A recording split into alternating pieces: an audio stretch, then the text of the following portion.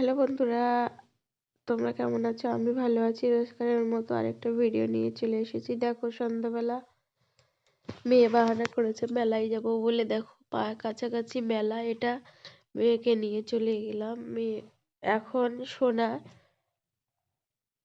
সেই জাম্পিং এ উঠে পড়েছে। জাম্পিং এ উঠে সে লাফাচ্ছে। দেখো তোমরা,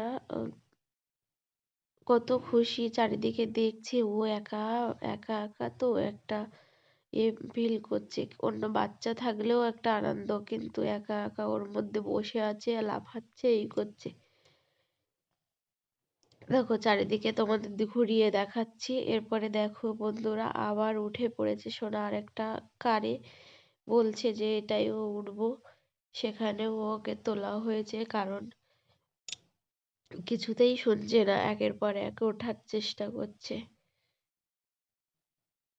এবার ওখান থেকে ও খেলনা টেলনা চড়ে আবার আমি চলে যাবো। প্রচুর ঠান্ডা পড়েছে, কারণ এদিকে দেখো এখানে যে ঘোড়ার গাড়িটা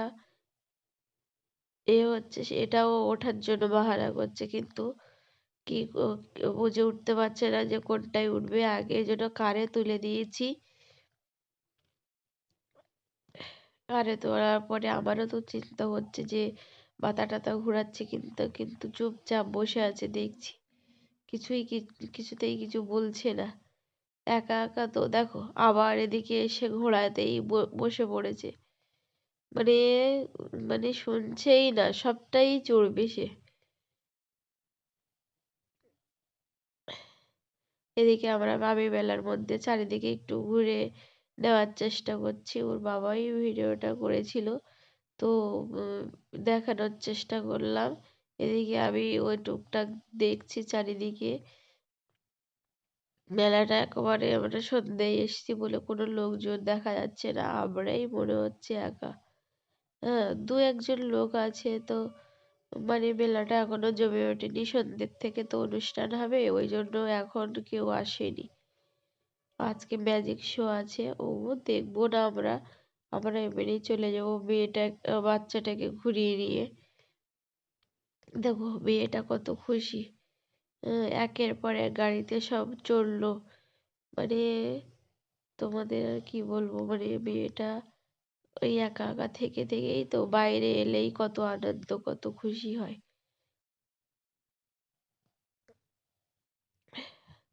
আর এদিকে দেখো আমি টুকটাক দেখানোর চেষ্টা করছি। এদিকে মানে জিনিসপত্র টুকটাক, এদিকে কসমেটিক জিনিসপত্র, আর এদিকে বাচ্চাদের খেলনা।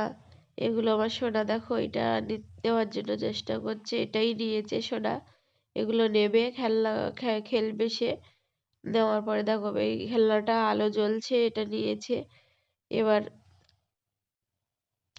আমি দেখলাম একটা ব্যাগের জন্য। দেখো এরপরে ওগুলো ব্যাগটা নিয়ে আমি সোজা মিষ্টির দোকানে চলে এলাম মিষ্টি খাবো বলে। এবার এখানে এসে কি খাবো বুঝে উঠতে পারছি না। একটু গরম গরম জিলাপি নিয়ে নিলাম, জিলাপি ভাজা খাবো বলে। দেখো বন্ধুরা, তোমাদের কেমন লাগলো ভিডিওটা জানাবে।